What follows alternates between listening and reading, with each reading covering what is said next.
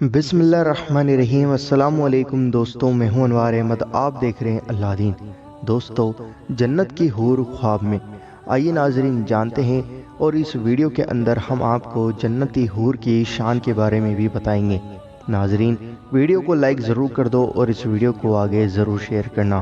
آئیے ناظرین جانتے ہیں، حضرت سیدنا اظہر بن مغیث رحمۃ اللہ تعالی علیہ، جو کہ نہایت عبادت گزار بزرگ تھے، فرماتے ہیں کہ میں نے خواب میں ایک ایسی عورت کو دیکھا جو دنیا کی عورتوں کی طرح نہ تھی۔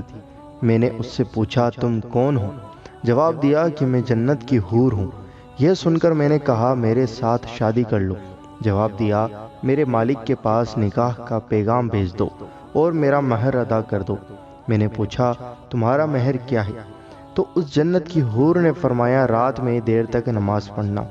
دوستو، جنت کی حور کی شان کیا ہے؟ ہم سب کو اللہ پاک کی رضا پانے، جنت الفردوس میں بے حساب جانے، اور اس کی نہ ختم ہونے والی نعمتیں اور بڑی بڑی آنکھوں والی حوریں پانے کے لیے اللہ کریم کی رحمت پر نظر جماتے ہوئے 5 وقت کی فرض نمازوں کے ساتھ ساتھ ہم سب کو خوب نفل نمازیں بھی پڑھنی چاہیے۔ جنتی حور کی بھی کیا شان ہے؟ بہار شریعت میں ہے کہ ایک روایت میں یوں ہے کہ اگر حور اپنی ہتھیلی یوں زمین و آسمان کے درمیان نکالے تو اس کے حسن کی وجہ سے خلائق یعنی جو مخلوقیں ہوتی ہیں وہ فتنے میں پڑ جائیں، اور اپنا دوپٹہ ظاہر کرے تو اس کی خوبصورتی کے آگے آفتاب یعنی جو سورج ہے ایسا ہو جائے جیسے آفتاب یعنی سورج کے سامنے چراغ۔ اگر کوئی حور سمندر میں تھوک دے تو اس کے تھوک کی مٹھاس کی وجہ سے سمندر میٹھا ہو جائے۔